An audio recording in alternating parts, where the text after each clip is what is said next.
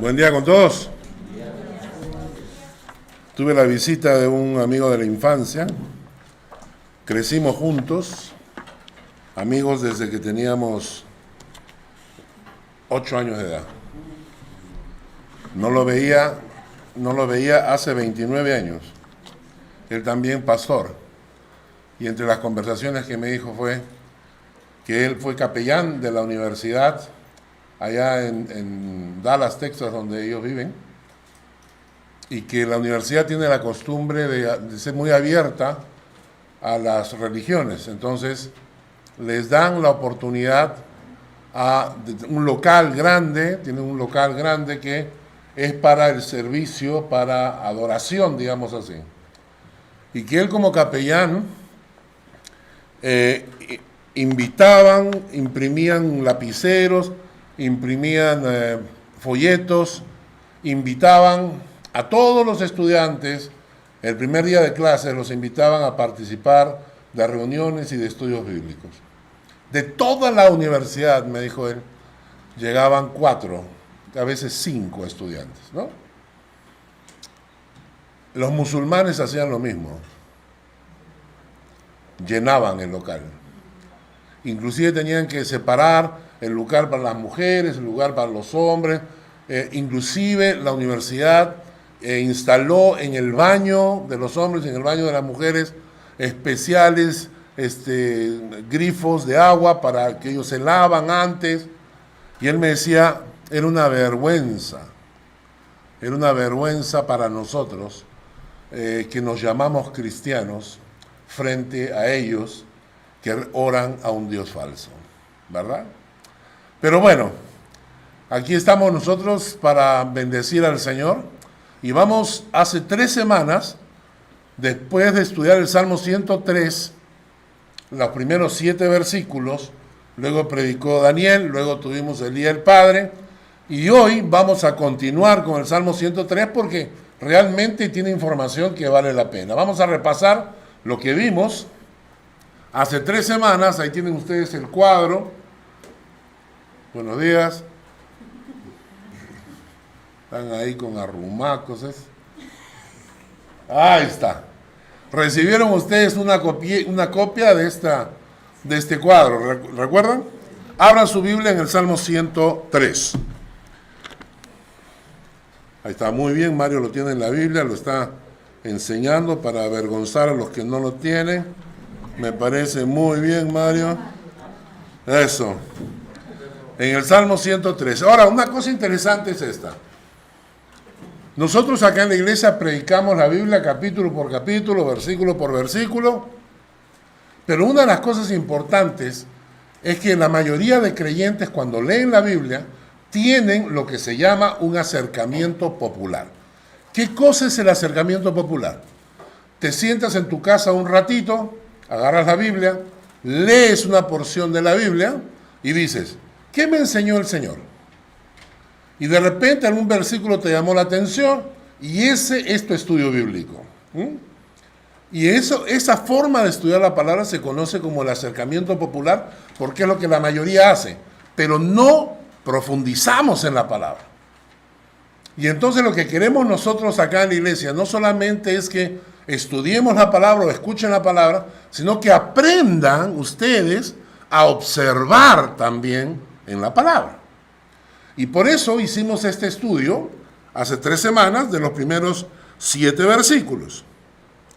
Y ustedes van a encontrar ahí que dice, empieza, bendice alma mía a Jehová, bendiga todo mi ser su santo nombre, bendice alma mía a Jehová.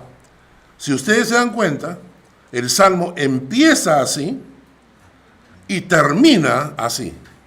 A partir del versículo 20, bendecid a Jehová, 21, bendecid a Jehová, 22, bendecid a Jehová, y al final bendice alma mía a Jehová. Entonces empieza el Salmo bendiciendo a Dios, termina el Salmo bendiciendo a Dios.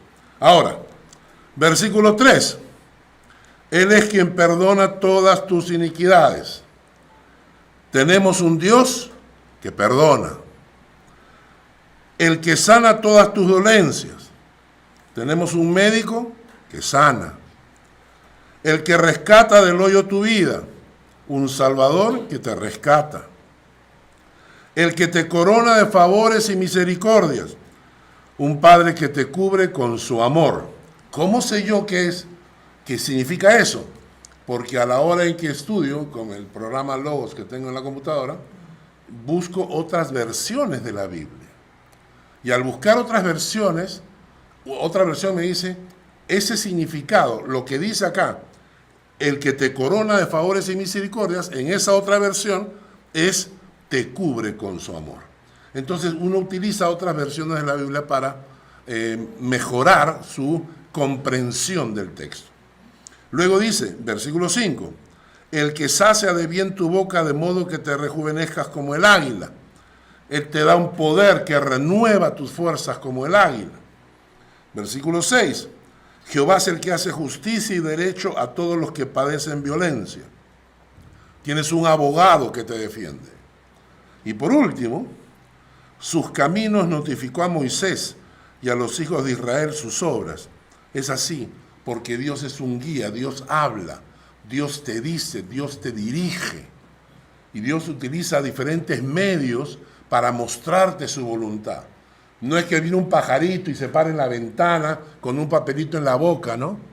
No, no es así. Dios utiliza diferentes medios. Por ejemplo, una prédica, la palabra de un hermano, un consejo, un versículo bíblico. Las mismas circunstancias, abre y cierra puertas. El Espíritu de Dios que te dice, ay, no me gusta eso. Y por otro lado, sientes el impulso del Espíritu Santo. Entonces, Dios guía. Entonces aprendimos estas 7 funciones de Dios. El día de hoy, creo que por tiempo vamos a estudiar solamente del versículo 8 hasta el versículo 14. Si me da tiempo, seguimos avanzando porque es un texto, un salmo lleno de información que vale la pena. Pero en estos versículos, desde el 8 hasta el 14, hay 6 cosas que hace Dios cuando nos perdona. Y yo voy a leerlos y ustedes van a tratar de descubrirlos. Versículo 8. Dios es misericordioso, clemente Jehová, lento para la ira y grande en misericordia. Versículo 9. No contenderá para siempre, ni para siempre guardará el enojo. Versículo 10. No nos ha hecho con nosotros conforme a nuestras iniquidades, ni nos ha pagado conforme a nuestros pecados. Ya van 3. Versículo 11. Porque como la altura de los cielos sobre la tierra, engrandeció su misericordia sobre los que le temen. 5. Cuanto está lejos el oriente del occidente, hizo alejar de nosotros nuestras rebeliones. Y 6. Como el Padre se compadece de los hijos, se compadece Jehová de los que le temen, porque Él conoce nuestra condición, se acuerda de que somos polvo. Hay 6 cosas acá que definen a Dios en cuanto a cuando nos perdona. Lo vamos a estudiar ahorita. Pero antes de eso, debemos entender que, ¿se imaginan ustedes un mundo sin perdón? Hace un tiempo atrás, una asociación atea en República Dominicana lanzó un comunicado diciendo que ellos no creen en Dios y que tampoco creían en el perdón, y me mencionaron un montón de cosas, ¿no? Y a mí me chocó. ¿Se imaginan ustedes un mundo donde no existiera el perdón? Donde todo el mundo solamente pensara en vengarse, que nadie perdonara. Y lo interesante es que cómo reaccionamos nosotros ante los errores de los demás. Cuando alguien comete un error en casa, hay una forma muy humana de reaccionar, que es la recriminación, ¿verdad? Te lo dije, te avisé, Que nunca me haces caso. ¿Eh? ¿Y cómo es posible que no tengas cuidado? Se rompió, pues, se rompió. Pero tienes que tener más cuidado. Pero, ¿cómo puede? O sea, yo tengo cuidado, pero se me cayó. ¿Eh? Esa jarra me costó 50 francos. Y como que uno lo hubiera tirado a propósito, ¿no? Y se ríen ustedes porque es verdad, así, ¿sí o no? Uy, todavía se señalan. ¿No? Entonces, una forma de reaccionar de los seres humanos es la recriminación. La otra forma de reaccionar ante el error de los demás es la bolsa de los recuerdos. ¿Cierto? ¿Ya ves? Igualito que en 1921, ¿te acuerdas? El 4 de agosto de 1921 a las 3:30 de la tarde, hiciste el huevo de la misma manera. Lo freíste y lo quemaste. O sea, y entonces los seres humanos tendemos a eso. Y lo chancamos, ¿ah? ¿Sí o no? Por ejemplo, estamos en una pelea cualquiera, vamos a decir, no sé, que te olvidaste la Biblia o te olvidaste de comprar la leche o lo que sea, ¿no? Ha pasado una semana y estamos en el auto y te dicen, ¿trajiste el pan o también te olvidaste? ¿Ah? Y entonces uno es la bolsa de los recuerdos. Pero ¿saben qué? El punto es que los errores son humanos. Y todos nosotros tenemos cosas en nuestra vida. Algunas de ellas las recordamos, bueno, pues son errores. Pero a veces cometemos errores en la vida de los cuales nos arrepentimos toda la vida.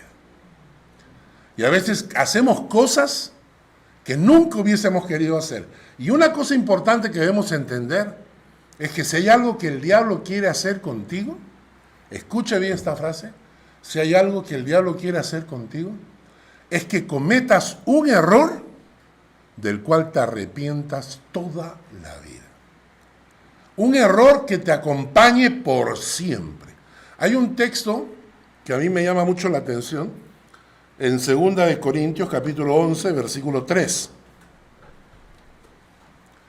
Segunda de Corintios, capítulo 11, versículo 3. Corintios está en el Nuevo Testamento. 11:3 dice, pero temo que como la serpiente con su astucia engañó a Eva, vuestros sentidos sean de alguna manera extraviados de la sincera fidelidad a Cristo. La serpiente es astuta. Cuando la serpiente quiso engañar a Eva, no se acercó a ella apareciéndose con cachos y cola. No la asustó. Se apareció como una serpiente amable, cortés, y la sedujo. ¿Entienden esa palabra? Que si el diablo quiere hacerte caer, no va a aparecerte en la calle, no te va a gritar y no te va a obligar, ¿no? No es que tú estás caminando en la calle y aparece el diablo y no dice, ven, inmediatamente quiero que vayas a robar. Porque no funciona así. Si se va a aparecer, le va a decir, ven, en forma de mujer. Oye, Bern, qué guapo estás últimamente. ¿No? Esa barbita te queda tan bien. ¿No? Y ay, a mí que me gusta que me pique la barbita, le dice la chica. O sea, la seducción y esto es importante para que abramos el ojo, ¿me entienden? ¿Por qué? Porque tenemos que estar alertas. El diablo es astuto, no es tonto, es astuto. Y entonces va a usar su astucia para seducirte. Hay un texto mucho más fuerte todavía, y que tiene que ver con nosotros. Y quiero que lo leamos. Está en Primera de Pedro, capítulo 2. ¿Ah? Está bien, están atentos. Segunda de Pedro, capítulo 2, versículos 18 al 22, ¿no? Quiero que pongan mucha atención, ¿eh?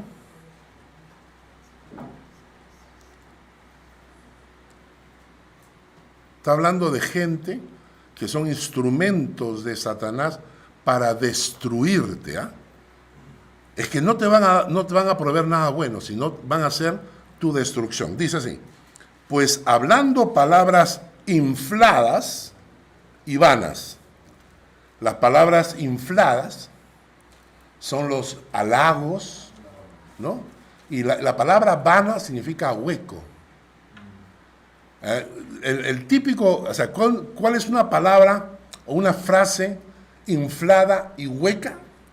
Es cuando se te muere un familiar y la gente se te acerca y te dice, ay, mi sentido pésame. Y tú sabes que no lo están sintiendo, ¿no es cierto? Son palabras así de, ay, mi sentido pésame, ¿no? Oye, que te vaya bien, ¿no? ¿Cierto? Voy a estar orando por ti, y nunca ora por él. O sea, son palabras infladas, ¿no? Palabras vanas, palabras huecas.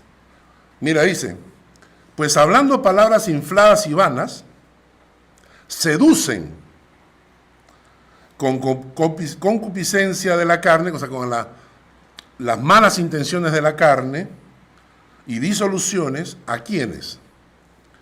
A los que verdaderamente habían huido de los que viven en error. ¿A quién está seduciendo? ¿A la gente del mundo? A los cristianos. Seducen a los que verdaderamente habían huido de los que viven en error. Les prometen libertad, pero son ellos mismos esclavos de corrupción. Porque el que es vencido por alguno es hecho esclavo del que lo venció.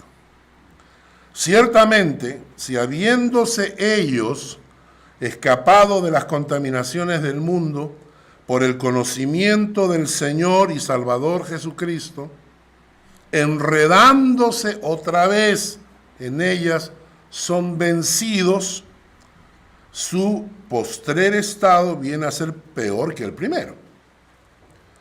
Porque mejor les hubiera sido no haber conocido el camino de la justicia, que después de haberlo conocido, volverse atrás del santo mandamiento que les fue dado. Pero les ha acontecido lo del verdadero proverbio: el perro vuelve a su vómito y la puerca lavada a revolcarse en el cielo. ¿Notaron? Este es el objetivo del diablo. Esto es lo que el diablo quiere hacer con tu vida. Cuando el diablo se mete por delante y te dice, no, tu matrimonio no funciona. No, tienes que buscarte otra mejor. Tu mujer es mala, ¿no? Tu marido es un orangután. Hay hombres que sí te van a valorar. Esos amigos, esas amigas que te empiezan a rodear, no son tus amigos. Son los instrumentos de Satanás. ¿Para qué? Dice el pasaje acá. Dice, te prometen libertad, pero lo que quieren hacerte es esclavo de la corrupción. Cuando alguna persona comienza a insinuarte la posibilidad de un pecado así solapado, ¿no? Entonces tú ya sabes que estás en peligro. Y esto es interesante, y lo voy a decir con mucho cuidado, pero en nuestras vidas cristianas hay épocas en la vida donde caemos, donde el diablo fue más hábil. Nosotros pecamos de tontos, de neófitos, creímos y caemos. Y por eso debemos estar alertas, ¿ok? Pero ¿y qué pasa cuando caemos? ¿Qué pasa cuando te das cuenta de que has hecho las cosas mal? En realidad hay un texto en Salmo 32, versículos 3 y 4, donde David dice lo que pasa en nuestras vidas cuando caemos. Y dice, mientras callé, se envejecieron mis huesos en mi gemir todo el día. Mientras callé, se envejecieron mis huesos. O sea, sientes que tus huesos se van envejeciendo, sientes que no tienes fuerza, te duele hasta los huesos. Dice, se envejecieron mis huesos en mi gemir todo el día, porque de día y de noche se agravó sobre mí tu mano. Y se volvió mi verdor en sequedades de verano. Yo sé lo que significa no aceptar la voluntad de Dios para mi vida y ver cómo Dios se convierte en casi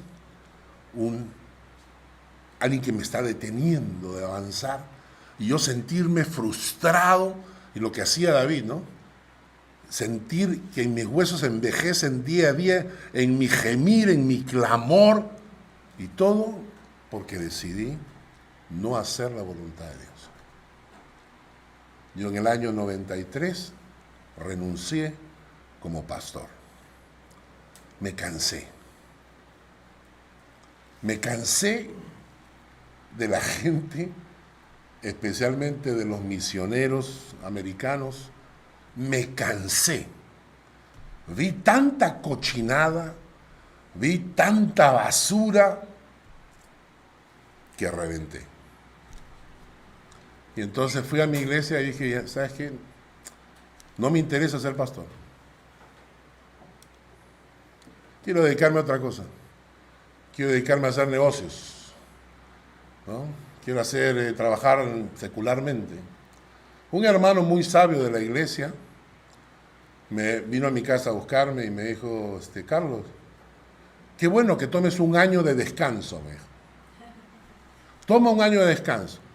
Esta época con los misioneros ha sido muy fea, se han comportado muy cochinos, así que toma un descanso, ¿no? Algunos hermanos de la iglesia se comportaron realmente como ángeles, otros no tanto, ¿no? Pero yo salí tan dolido que yo decidí dejar el ministerio.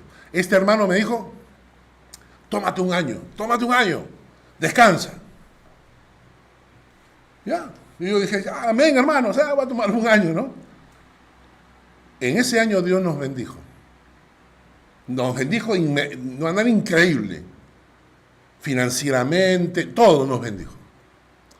Cuando termine el año, el hermano me va a buscar. Me dice, pastor, ya terminó su año. Usted fue llamado al ministerio. Dios tenía un plan para usted. Y Dios tiene un plan para usted. Dios no llama a cualquiera. Dios le ha dado a usted dones que pocas personas tienen. Y yo le dije, hermano, la verdad es que me está yendo bien, ¿eh? Así, ahora que estoy así, ¿saben qué? Ya tengo ingresos, tengo dinero para la casa, para mis hijos, para la familia. Y esa chamba de pastor, bien, ¿no? No, los ingresos como pastor, hay 3%, 5% de pastores que se han enriquecido, pero el 97% restante no tiene un sueldo decente, ¿no? Y entonces, él me dijo, cuidado, hermano, si Dios lo llamó, no rechace el llamado de Dios. No, hermano, si no se preocupe, tranquilo nomás, vaya. Hermanos, yo sé lo que significa tener a Dios en contra. Algún día les voy a contar las historias. Porque pero yo sé lo que significa que un día le dije a Dios, Mira, yo sé que estoy yendo en otro sentido. ¿Ya? Lo entiendo. Yo sé que estoy yendo contra la corriente. ¿Está bien? Pero déjame luchar contra la corriente y no me jales. O sea, ya tengo la corriente en contra y para colmo tú me jalas. Y son historias que, como les digo, un amigo me dijo que tenía que escribirlas. Eran cosas que él me decía, no puede ser, Carlos, tú estás en la mira. Y es porque mientras callé, envejecieron mis huesos en mi gemir todo el día. ¿Cuándo terminó? Un día que me arrodillé y le dije a Dios, aunque tú me mates, en ti esperaré. Y esas fueron las palabras de Job. Ese fue el día en que yo regresé al Señor, regresé al ministerio y estoy acá. Cuando Dios, cuando uno se equivoca, te equivocas, ¿no? Pero cuando te mantienes en el error, ahí está el problema. En cambio, el mismo David escribe en el Salmo 32, versículo 5, Salmo 32, versículo 5 dice, mi pecado te declaré y no encubrí mi iniquidad. Dije, confesaré mis transgresiones a Jehová y tú perdonaste la maldad de mi pecado. Por eso orará a ti todo santo en el tiempo en que puedas ser hallado. Ciertamente en la inundación de muchas aguas no llegarán estas a ti. Tú eres mi refugio, me guardarás de la angustia, con cánticos de liberación me rodearás. Mi pecado te declaré, no encubrí mi iniquidad, dije confesaré mis transgresiones a Jehová y tú perdonaste la maldad de mi pecado. Hay un texto más precioso todavía que dice que Dios agarra nuestros pecados y cuando Él perdona, los tira en lo profundo del mar, dice. Y nunca más me acordaré de ellos. Y ahora sí entramos al Salmo 103. Y vamos a ver cómo Dios perdona. Y esto es para los que se sientan que tienen algo que Dios debe perdonar o que Dios te perdonó o cometiste un error y que durante la vida tú te sigues martirizando, ¿no? Y tú dices, ay, me equivoqué, ay, me equivoqué, ay, me equivoqué. Ya está bien, pero quiero que veas cómo te perdona Dios para que aprendas a perdonarte a ti mismo. Y el pasaje vamos a empezar ahorita y les he preparado otra hojita para que tengan cada uno una copia de lo que vamos a leer. Ahí está. Salmo 103. Cuando Dios perdona.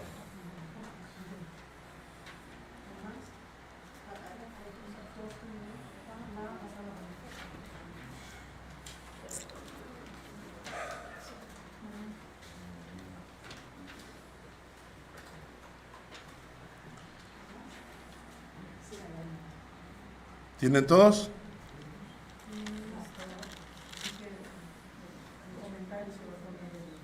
Lo he puesto en el chat de la iglesia.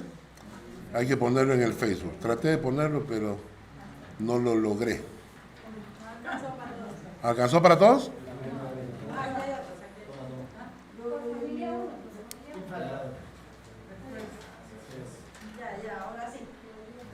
¿Ya tienen todos entonces? Muy bien. Muy bien. ¿Ok? Muy bien. Empezamos. Acuérdense la pregunta. La pregunta es, ¿cómo se comporta Dios frente a un corazón arrepentido? ¿Cómo se comporta Dios cuando te perdona? ¿Cómo se comporta Dios cuando te acercas a Él habiéndote equivocado? En primer lugar, el versículo 8. Misericordioso y clemente es Jehová, lento para la ira y grande en misericordia. ¿Saben qué cosa significa esto? Que Dios es paciente con nosotros. Y si voltean la hojita, en la parte de atrás van a ver una olla. Ese es el cuadro que le entregué a todos los que llevan doctrinas fundamentales sobre la paciencia de Dios, la definición de la paciencia de Dios. Entonces, la definición de paciencia de Dios es este versículo. Tiene 4 ingredientes. La paciencia de Dios tiene 4 ingredientes. Misericordioso, clemente, lento para la ira y grande en misericordia. Esto quiere decir que Dios, ¿sabes qué? Dios se demora en enojarse con nosotros. ¿Por qué? Porque nos ama. Dios es paciente. Hay una diferencia entre nuestros hijos y los hijos de los amigos. ¿Cuál es la diferencia? Que con nuestros hijos somos pacientes y a los hijos de nuestros amigos queremos matarlos. ¿No es cierto? Siempre uso la misma ilustración de mi suegra. Cuando mis hijos llegaban, estábamos en Lima y mis hijos chiquititos corriendo con sus amigos por la casa y de repente pasaba un amiguito y mi suegra, pero que este niño no tiene padres, quien lo agarra a este muchacho, casi ha roto la lámpara. Y en eso entra Jancito, corre y pum, rompe la lámpara.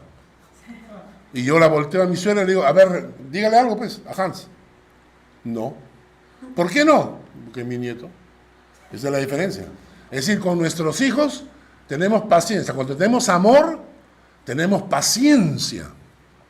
Cuando no tenemos amor, somos impacientes. Los que no han estudiado el tema de las doctrinas fundamentales, la característica de Dios de la paciencia, la pueden encontrar en el YouTube. Ahí está el estudio sobre la paciencia de Dios. O sea, en primer lugar, Dios es paciente con nosotros. Algo que quería ilustrarles es el texto que dice lento para la ira. Los que estudiaron esto se van a recordar. Lento para la ira quiere decir que tienes la nariz larga.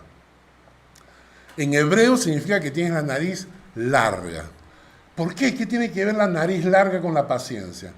Porque había una expresión popular, un refrán popular, así como los refranes que nosotros tenemos hoy en día, ¿no? A caballo regalado no le mires el diente, ¿no? Camarón que se duerme porque tiene sueño. Entonces, todos esos refranes, había un refrán que decía, como el toro, que el toro cuando se enoja comienza a botar aire por la nariz, ¿no? Y se le pone la nariz encendida. Entonces la gente decía que la gente que tenía nariz corta se encendía muy rápido y te dabas cuenta porque la nariz la tenía roja. El que tenía la nariz muy larga se demoraba en encenderse. Y esta palabra que aparece acá, lento para la ira, cuando ustedes van al hebreo, no aparece lento para la ira, aparece, tiene la nariz larga. Era una persona que se demoraba en enojarse. Yo cuando estudiaba esto esta semana, yo le decía a Dios, bendito sea tu nombre. Saber que has tenido conmigo la nariz larga tantas veces. Porque Dios ha tenido paciencia, hermanos, conmigo. Dios es maravilloso. A la hora en que perdona, no solamente perdona, pero te perdona con paciencia. Si no tuviese paciencia, ya estaríamos en la tumba. Segunda característica está en el versículo 9, que dice, no contenderá para siempre, ni para siempre guardará el enojo. O sea que se enoja. Dios se enoja, pero no dura para siempre. Claro que se enoja. Cada vez que uno hace una burrada, Dios te mira y te dice, pero que serás bruto. Te estoy diciendo que no lo hagas. Te lo he escrito en la Biblia 20 veces. Pero uno es burro. Y Dios te mira y se enoja, porque a Dios le molesta. Este miércoles vamos a hablar acerca de la ira de Dios. Dios se enoja, la Biblia dice que se enoja. Dios se molesta cuando nos ve haciendo cosas que no lo van a destruir a Él, sino nos va a destruir a nosotros. ¿Sabes cuál es el mejor ejemplo? Cuando tú sabes que algo no se debe hacer porque trae consecuencias y ves a tus hijos que tercamente quieren hacerlo. ¿No es cierto? Ya como estamos nosotros viejos, ¿no es cierto? Estamos viejos, entonces, claro, hay algunos jovencitos por acá, pero la mayoría ya, ¿no? ¿Cierto? ¿No? ¿No es cierto? Entonces, pero nosotros que ya estamos viejos, sabemos pues, ese muchacho tiene una pinta y Dios mío, no, pues no salgas con él, le dices a la hija, ¿no? Yo sé lo que va a pasar contigo, ese es un inútil, un haragán. Pero la hija terca, ¿no? Yo quiero vivir mi propia experiencia. Y tú te enojas. Pero con tus hijos te enojas, pero no dura para siempre. A veces los hijos hacen cosas malas, o los nietos. Los nietos hacen cosas malas, y luego te miran, y te sonríen así, y ya uno se chorreó. Como los chocolates ahora con el calor, ¿no? Ya está todo blandén. ¿No les parece precioso tener un Dios que se enoja, pero que no dura para siempre? Tercera característica en el versículo 10. No ha hecho con nosotros conforme a nuestras iniquidades, ni nos ha pagado conforme a nuestros pecados. Ese es el amor de Dios. Por su amor no nos castiga como merecemos. Y cuando hablamos de este tema, le pregunté a mi esposa, ella me dijo, ¿que no es esa la definición de misericordia? La definición de misericordia es que no recibimos el pago que merecemos. Es decir, Dios no está esperando que tú te hayas equivocado para caerte encima. Dios no nos paga conforme a lo que hemos hecho. De acuerdo a lo que mereceríamos, no lo hace, porque nos ama. Seguimos. En el versículo 11. Porque como la altura de los cielos sobre la tierra, engrandeció su misericordia sobre los que le temen. Porque como la altura de los cielos sobre la tierra, engrandeció su misericordia sobre los que le temen. Y esto es interesante. Esta expresión, engrandeció, significa intensificó. Es decir, Dios tiene una misericordia, pero Dios la intensifica. La pone más fuerte hacia los que le temen. Hacia los que le temen. Qué cosa más interesante. Dios es misericordioso. Es verdad. Dios es misericordioso. Pero con Magali tiene más. ¿No es bonito? ¿Por qué? Porque ella teme a Dios. Dios es misericordioso, sí, con todo el mundo Dios es misericordioso, sí. Pero con Mario tiene más. Cuando lo ve a Mario, Dios dice, este necesita doble misericordia. Intensificamos la misericordia, porque él necesita más misericordia. ¿Saben qué? Amo a mi Dios, amo a Dios. Pensar que Dios me mira y dice, voy a intensificar mi misericordia porque Carlos necesita doble porción de mi misericordia. Y luego dice, versículo 12, cuando está lejos el oriente del occidente, hizo alejar de nosotros nuestras rebeliones. ¿Saben por qué? porque Él aleja el pecado de nuestras vidas.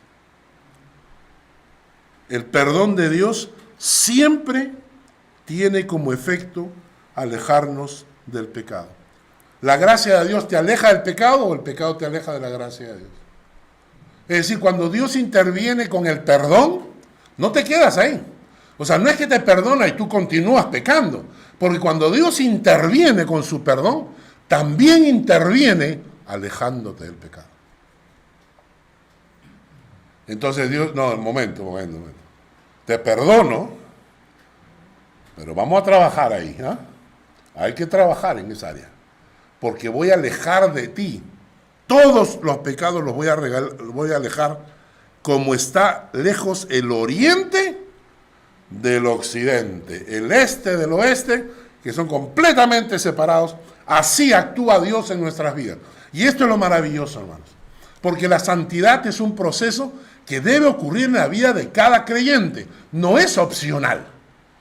Cuando yo me encuentro con un creyente que tiene 800 años de la fe y me dice, bueno, así soy yo, así me hizo Dios, así que aguántenme pues. No. Nadie tiene por qué aguantarte. Nadie tiene por qué aguantarte. ¿Por qué? Mientras más tiempo en la fe tienes, la santidad de Dios tiene que ser más real. Y eso se aplica en nuestro carácter. Escuchen, para Dios es más fácil hacer caminar a un paralítico que cambiar nuestro carácter. Porque el paralítico quiere ser sanado. En cambio, a veces nosotros no queremos ser cambiados. Y por eso Dios interviene, y ese es el punto. El carácter del creyente tiene que ser tal que la gente en el barrio te reconozca. Acá hay unos que son especiales. Esta gente es especial. Tienen un corazón diferente, ¿no? Y por último, en el versículo 13 y 14, como el Padre se compadece de los hijos, se compadece Jehová de los que le temen, porque Él conoce nuestra condición, se acuerda de que somos polvo. Dios se compadece de nosotros. Cuando ustedes escuchan estas 6, vamos a repetirlas. Quiero que las digan en voz alta. La primera, voy a pedirle a Pancho. La primera.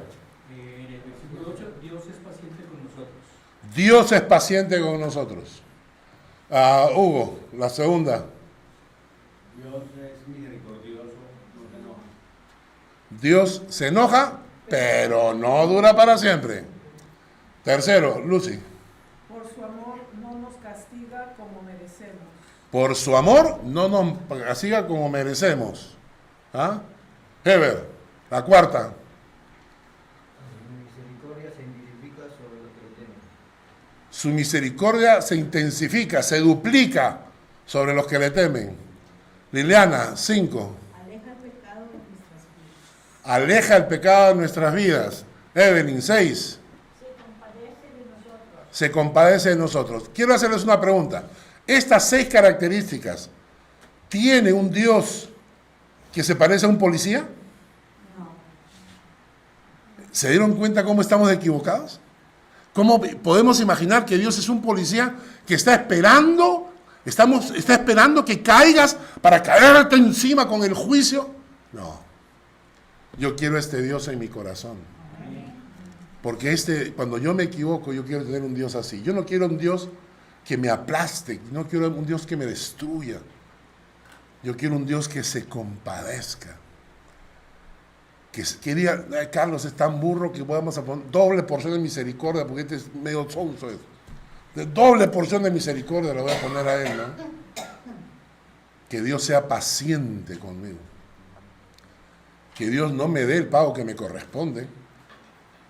Que tenga misericordia de mí y no me dé el pago que me corresponde. Ese es el amor de Dios. Ahora, el texto es interesante porque en el versículo que acabamos de leer dice, se compadece Jehová de los que le temen. ¿Mm? Y en el versículo 11 dice, porque como la altura de los cielos sobre la tierra, engrandeció su misericordia sobre los que le temen. O sea, esto de acá, lo que hemos visto, este Dios, no es un Dios para todo el mundo. Es un Dios para los que le temen. Y aquí la pregunta es esta. ¿Quiénes son los que le temen? Son personas cuyo corazón se ha conectado con Dios. En primer lugar, son personas cuyo corazón se ha conectado con Dios. Yo me conecté con Dios cuando tenía 16 años, 14, pero bien conectado, 16. O sea, mi corazón se conectó al corazón de Dios cuando tenía 16, cuando yo le dije, Señor, te entrego mi vida y te quiero seguir. Entonces mi corazón se conectó, pero falta algo más. El corazón se conecta, pero no son simplemente los que vienen a la iglesia los temerosos de Dios. Hay muchísima gente que viene a la iglesia y que obviamente no son temerosos de Dios. Obviamente. O sea, si Dios me dice, 6 días trabajarás, pero uno es para mí, cuando alguien agarra y me dice, no, hoy día me voy a la piscina porque hace calor, está insultando a Dios, no hay temor de Dios en él.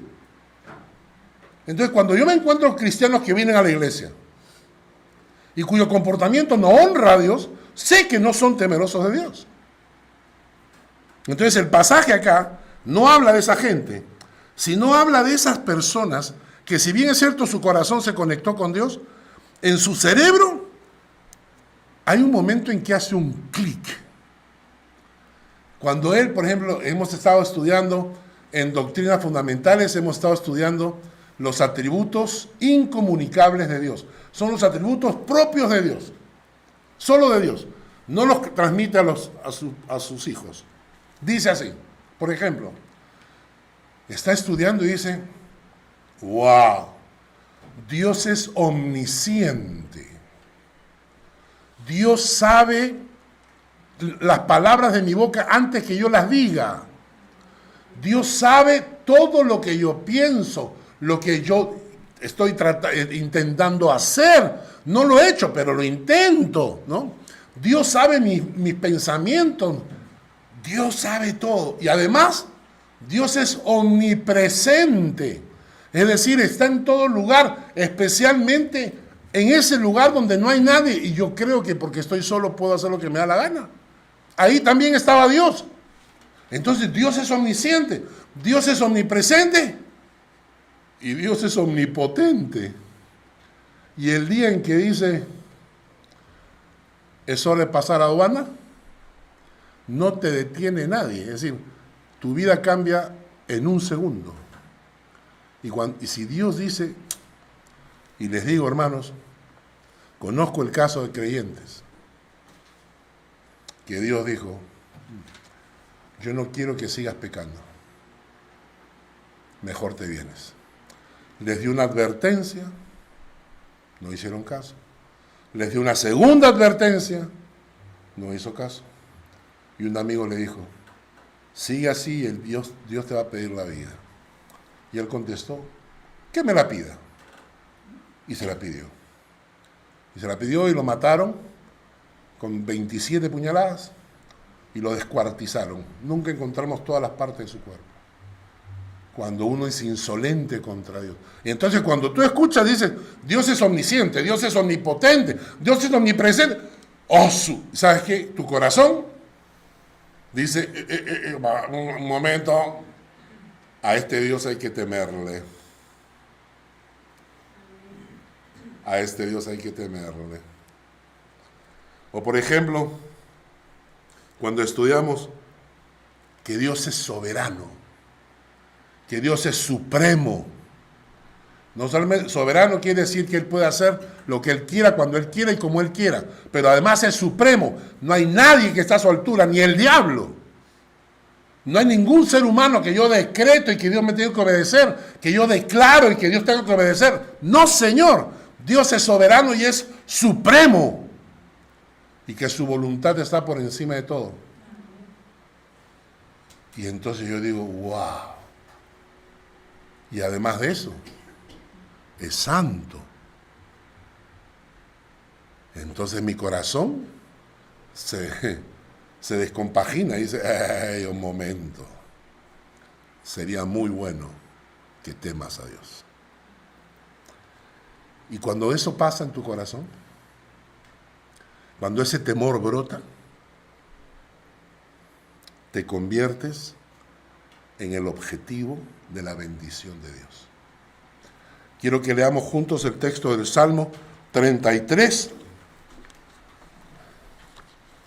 versículos 18 al 19.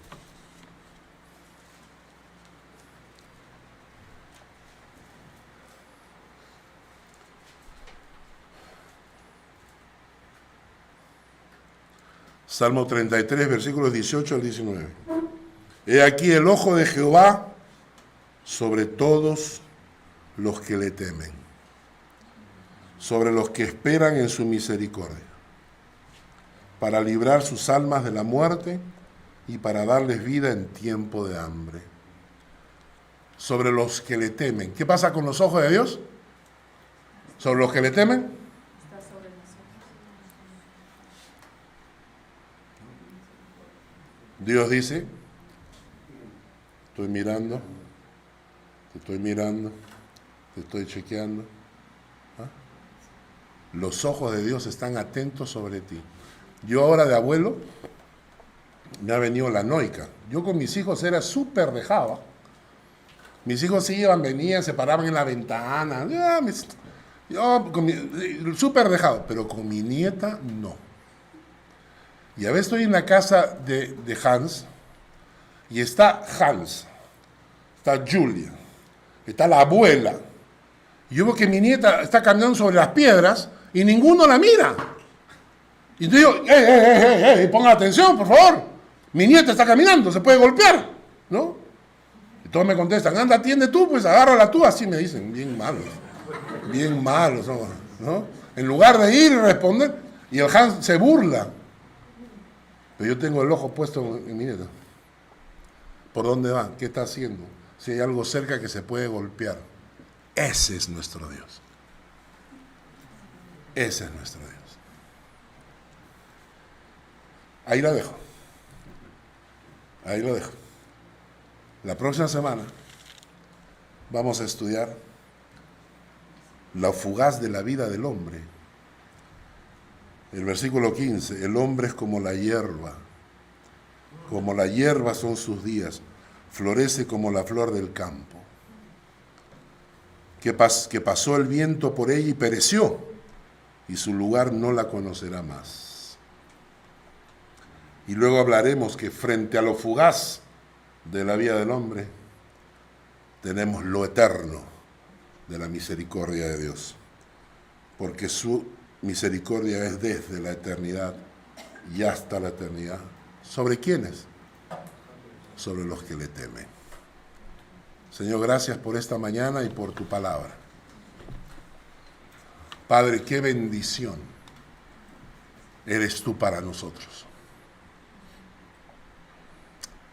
Saber, oh Dios, que no estás como policía esperando que caigamos para caernos encima, sino que sobre los que te temen, sobre aquellos que han hecho el contacto del corazón contigo y quieren honrarte de verdad. Tu amor se manifiesta en forma de paciencia. Qué bendición, Señor. Saber que te enojas, sí, pero que tu enojo no dura para siempre.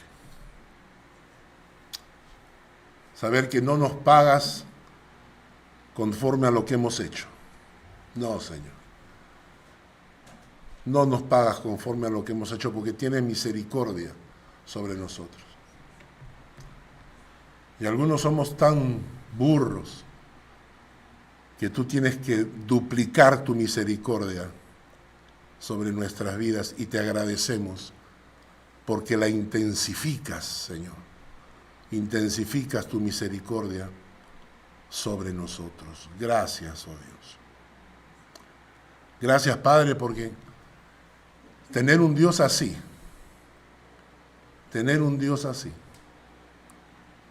es lo más grande que puede tener una persona. Gracias, oh Dios, por la prédica de hoy, gracias por el estudio. Bendice nuestro corazón, aleja el pecado de nuestras vidas.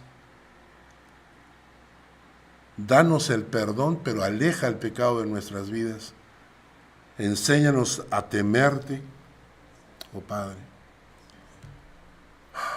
y compadécete de nosotros. Compadécete, Padre, porque somos humanos, somos polvo. Y a veces somos tontos.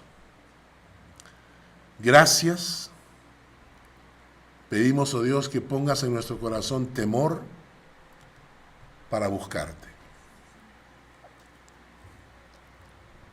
Señor, quizás en este momento hay alguien acá en la iglesia que al escuchar esta prédica quiere decirte: Padre, yo necesito que tú perdones errores que he cometido en el pasado.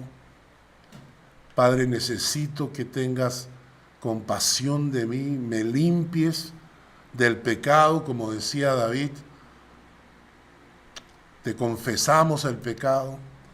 Padre, entra en nuestro corazón, danos vida nueva. Toca esos corazones que en este momento te están pidiendo perdón y restauración. Toca esos corazones que en este momento están invitándote a entrar en sus vidas. Escúchales, oh Dios. Aquellos que te dicen: ven a mi corazón, Padre. Gracias, Señor. Gracias por tu palabra. En el nombre de Jesús. Amén.